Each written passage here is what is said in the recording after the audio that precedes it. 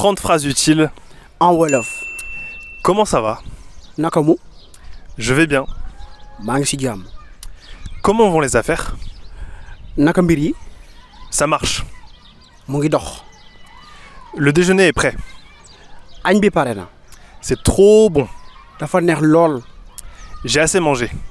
lekk naa ba suur. Je veux boire de l'eau. dama bëgg naan ndox. Où se trouve l'hôpital? fan la l'hôpital bi nekk? Il se trouve devant toi. mu ngi sa kanam. Où vas-tu? fan nga jëm?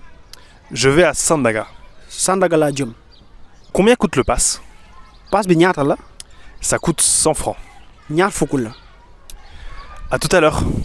ba ci kanam. Quelle langue parles-tu? yan làkk ngay wax? Je parle français, bambara et un petit peu wolof. damay wax français di wax bambara ak tuuti wolof. Et toi? yow nag? Moi je parle seulement le wolof. man wolof kese laay wax. Tu es marié? ndax yaa ngi ci sëy? Oui, je suis marié. waaw maa ngi ci sëy. Quel est ton travail? lan mooy sa liggéey? Je suis professeur de français.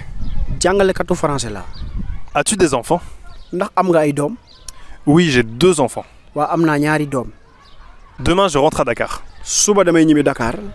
Quand vas-tu revenir? kañ ngay ñëwaat? La semaine prochaine. ci ayu bés yii di ñëw. On s'appelle. nañu wootante. Merci Habib. jërëjëf Ludovic. Ñoo ko bokk. bokkuñu ko. Ah